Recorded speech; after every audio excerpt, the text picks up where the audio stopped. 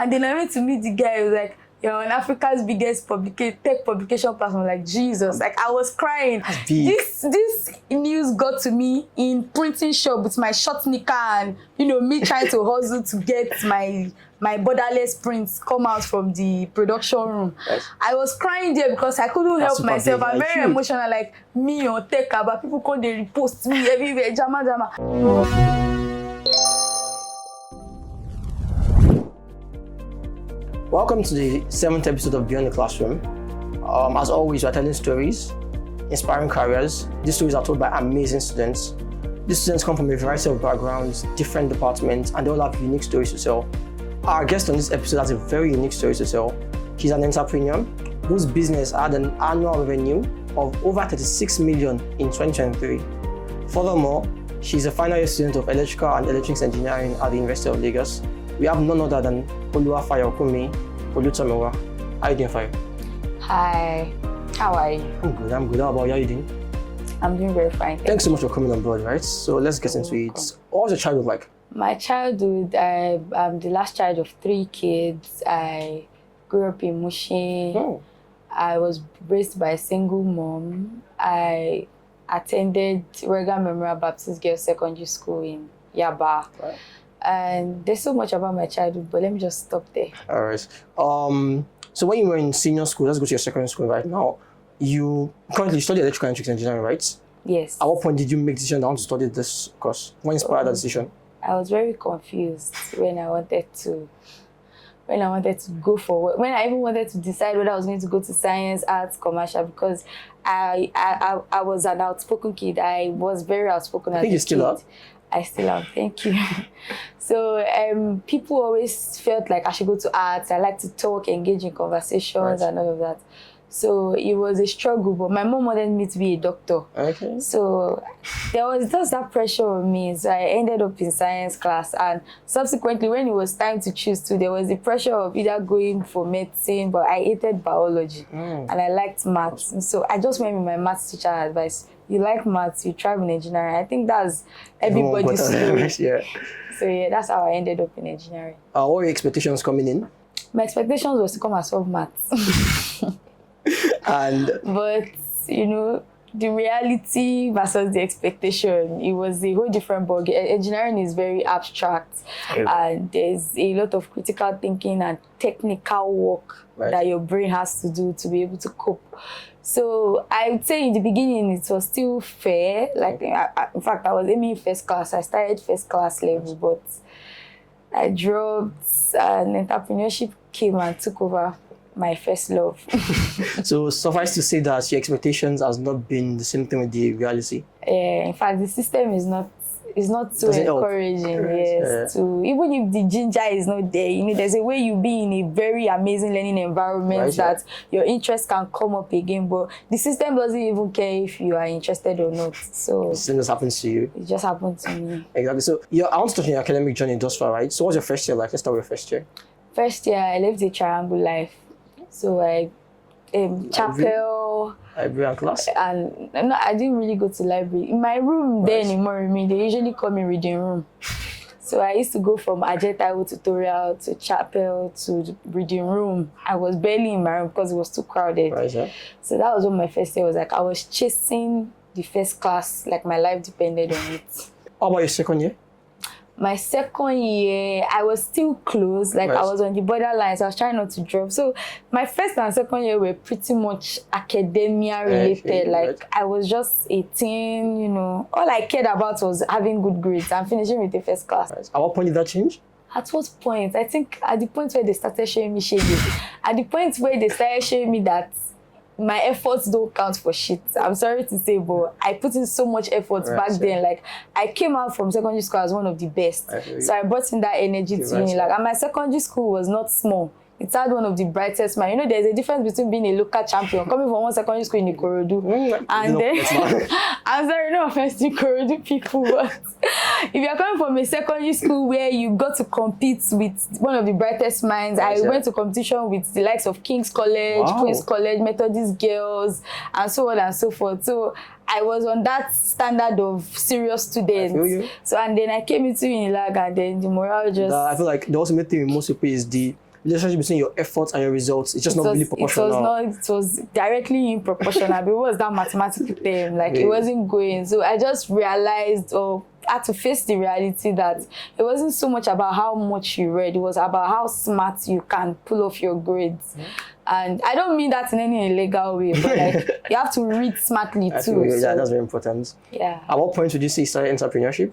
Was that your second or third year? I decided to start at the end of my second year, but I started before I, like, you know, that break between the second year and the first year. Okay. I executed, I took action, and I started by selling t-shirts. Okay, what was the motivation? Why t-shirts? What was the motivation behind that? White t-shirt. Okay, there's a friend of mine that was in mechanical. He's not in the UK.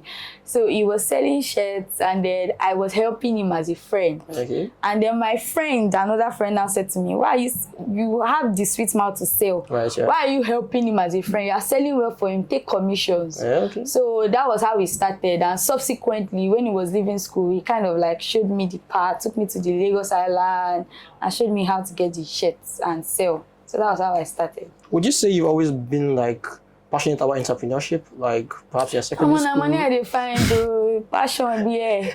I was never passionate. Like, I am passionate now, but like, it didn't start because I was passionate about selling. Right. It started because I saw it as a means to get extra cash, and then I just upped on it. Okay. So I'd like to talk about lockdown a bit. What was your lockdown experience like? I started the business then. My lockdown experience had started. My lockdown experience was depressing. I won't lie to you. I spent all my money on data because I needed to survive. Right. To be sane, rather, to just be online. And then, you know, my business had to pause. I had a lot of shirts that I bought that I had to just hook somewhere. There were even jobs because at that time I was starting to like have exposure into the printing world a little bit. Okay. So there were some print jobs on shirts that I got that the lockdown took a break for me on. Okay. So I would say, but then again, the lockdown experience, in fact, take that back, scrap that. Right, yeah. It was fantastic eventually because it gave me the opportunity to brainstorm. I'll say that's the first time as a teenager because I was a teenager then, that I'll ever think to brainstorm on what I want to achieve, what I want to do in my life. Is that because you had so much time on your hand? Yes, I was at home, not doing anything. I even read this book, Small Business, Big Money by Akin Alabi. That's really, really like ginger the fire in me, like, baby, go for it. So I think the lockdown, in fact, it was during the lockdown that I took this break. I was able to decide that I wanted to go into printing. Okay. So talk about printing. Early on, you were selling shirts. How did that transition happen? Like now, I'm just selling shirts now, and now I'm now printing. So I was selling shirts, right? And then I had people terming me as the shirt girl. I was in year 3 then. So people started calling me shirt girl. There was another brand selling shirts in school. Right. Then 414. Right. So I was the girl. So some people started calling me that girl selling shirts. That other girl, like it was like I was competing with them, sort of. So that was like my identity. Right. They were my identity. I don't know if that makes sense. I get that. So I think it was after I started being called the shirt girl, then they now started bringing printing jobs to me, even though I wasn't doing printing. And my mom will always tell me something because she did a lot of things to make us survive as a single mom. Yep. She always said, don't say you can't do it, try first. Even though that's advice has put me in trouble. Right. But I think that advice is one of the reasons why everything I started today started. Because they brought the printing to me, and instead of me to say, I don't know anything about this thing, I can't do it, I went to Yaba and started searching. And then from there, I found somebody that disappointed me. And then I now met Ajibola, who is my co-founder in Print Space Engineer. Wow. In the midst of looking for a way out, right, yeah. Ajibola found me, and then I found him back. So he was the one that brought me into the exposure of the printing production. Do you remember your first customer printing? Do you remember what the experience was like? My first customer printing was Ules. What was the experience like? It was nice. I think I even did a good job. Okay. I printed shirts for Ules, and then SP, Society of Petroleum Engineers, they said they wanted me to do the shirts because they liked the one I did for Ules. So it was nice. It wasn't profitable, but it was nice. Now Ules faculty is now, they prize you. Sorry for saying that on camera, Asha. All right. So you're in engineering. Yes. And one thing that's really common with the engineering ecosystem, like people in engineering generally, is tech. Everyone does tech. Did you have any phase where you did tech? I didn't have any phase, but I was pressured. Why all of them they do tech? Is that the only way to make it in life? So yeah, I mean, in my class, I think like 60% or 65% is into tech. Yeah. That's like the transition most times. People find out that engineering is not fun and might not be able to pay their bills in the future. So they are exposed to tech. They even do tech in engineering more than computer science students. I really think so, yeah. So yes, there was no point where I did it, but there was a time I felt pressure like, hey, this is my principal. I go even make like this. Feel like saying tech, everybody they use make So yeah, that's my answer. I was, but I never did. I believed in myself. Aspire to Maguire. So I would imagine that the printing business is very resource intensive. Starting out, like, how did you get funding for your machines early on? So I feel like when you have passion for something, doors will just be open to you. I like Suits a lot. I watch Suits. I think I've watched it like 4 times. Right, yeah. And Abby Spector said something. Said people like you. I feel like you're about to drop a bar. No, it's not my bar, it's Abby Spector's bar. He said, people like you think people like me are lucky. I'm not lucky. I make my own luck. So when doors are opening for somebody a lot, you might just think, well, this person is just lucky. They're just getting everything. But you don't know how much work they put in behind the scene. You don't know. If you watch Suits, you know how hard Abby Spector works. You know how much of a go-getter he is. Yeah. So you can't just come and say this guy is lucky.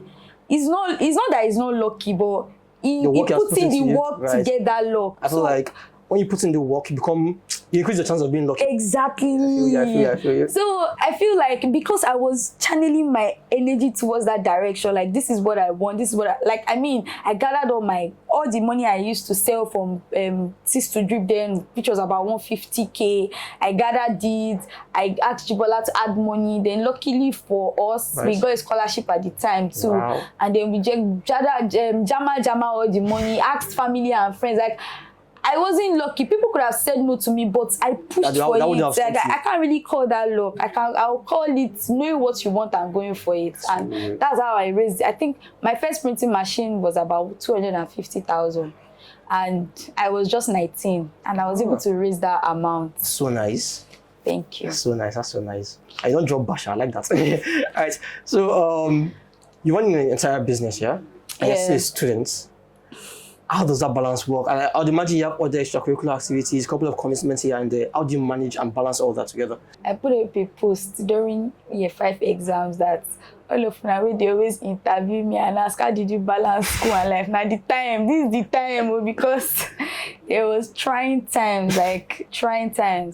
So, like I will always say when I'm asked this question, I wouldn't lie and form superwoman that I was balancing it. The balance was not balancing at many points in time. Right. I mean, when I started out, I had to choose one, prioritize. Is it school I want to push further with right now? Right. Is it business I want to? So usually at the beginning of semester, like right now, the semester is starting, I can channel all my energy to business. There's not so much demanding from school. Right, yeah. But towards the middle ending, when projects, when assignments, and a whole lot of things start to come up, I used to have to close down the business. Or should I say reduce my energy there? Like I'm not so much marketing and putting myself out there again. So that was what I did initially. But right now, I have a solid structure that works. Like as I'm sitting down here with you, my business is running.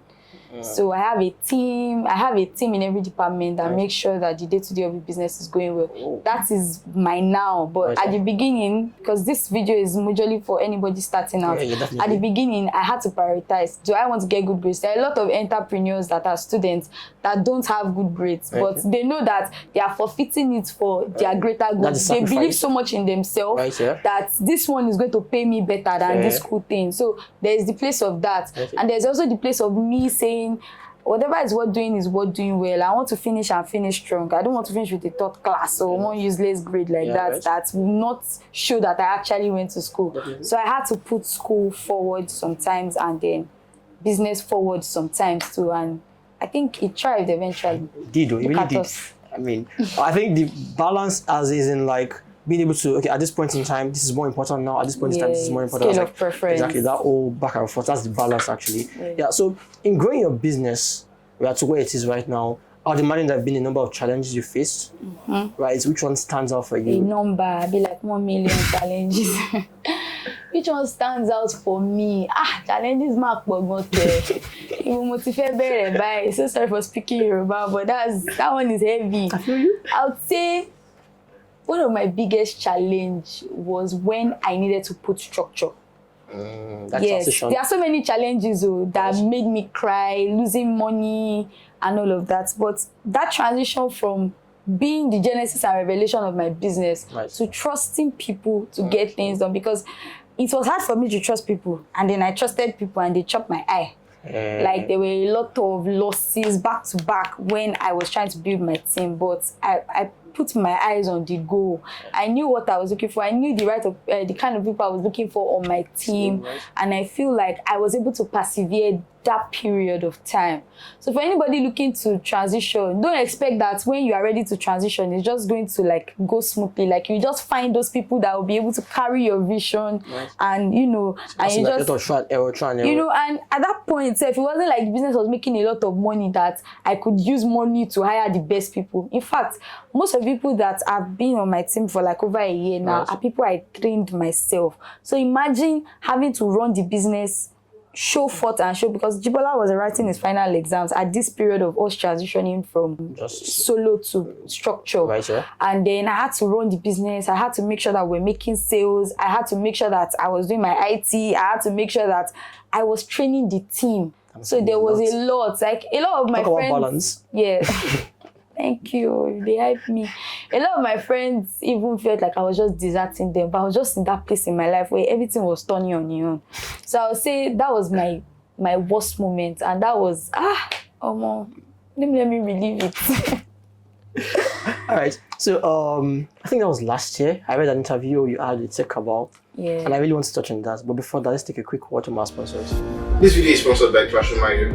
ClassroomIO is an open source learning management system for small and medium-sized bootcamps to fully set up a customizable online teaching platform.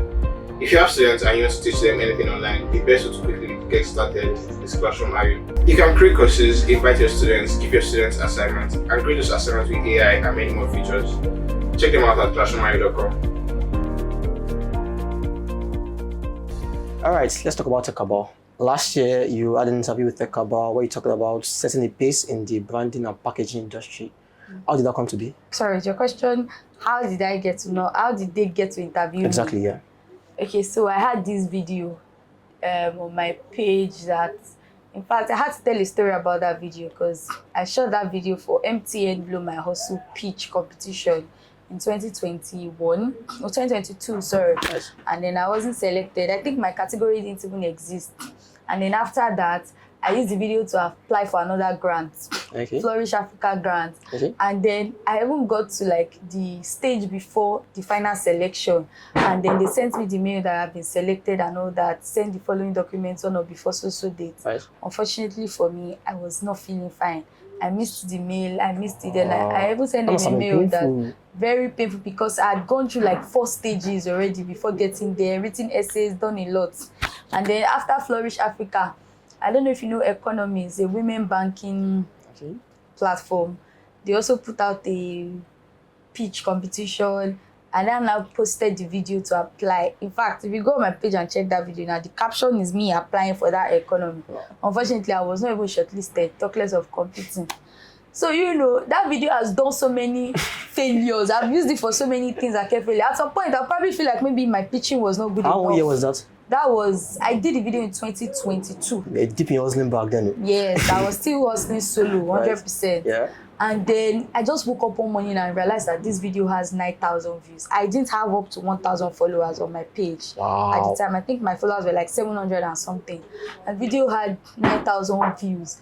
And I was like, what's going on? From there, I started getting customers. Before I knew it, this video was on like 20K. Wow. This video attracted a lot of people saying they want to invest, equity and all of that. This video made me sit up and say, okay, it's like this business is actually promising. Because this kind of big men that are entering my DM that they want to invest, I feel like there's something that they see that is, what's it called now? That is lucrative about this brand. There's that potential in it. Potential, yes. So you know, it was from that same video. Before I know it, this video is on 40K. The video is currently, it had, because it has stopped going viral now, but it had 47,000 views.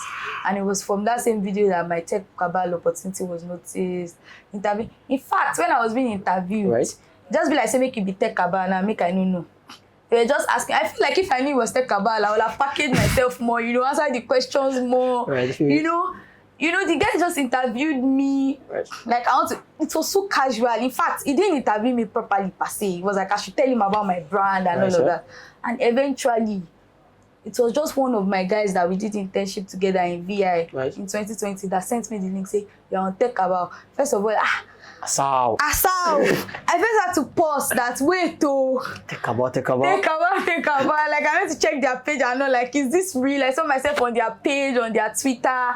And then I went to meet the guy. He was like, you're on Africa's biggest tech publication platform. Like, Jesus. Like, I was crying. This news got to me in printing shop with my short knicker and, you know, me trying to hustle to get my borderless prints come out from the production room.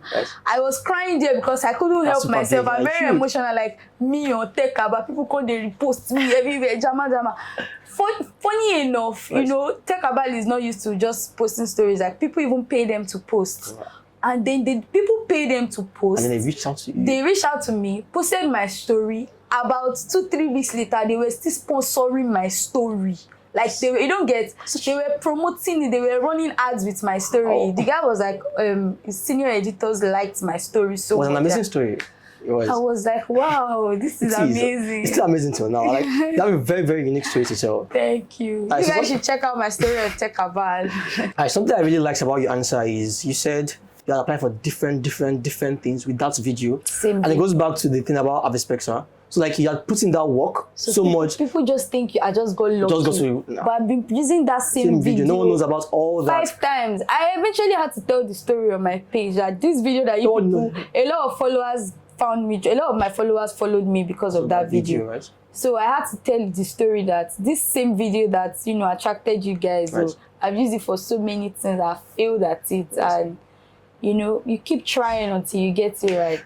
All right. So the story on Tech About, within the last 1 week, I read it like 4 or 5 times. Such an amazing story, okay? And one thing you said from the story that really caught my attention is you said LX is your short-term plan, and then the business is actually a long-term plan, right? Yeah. So you have 4 months left as an undergrad. Yeah. What do you think is next for the company? So what's next for me is I want to raise money. Okay. Like, I have a dream of having one of the largest printing production businesses in Lagos, Nigeria, as a whole. And I don't think I can do that on my own.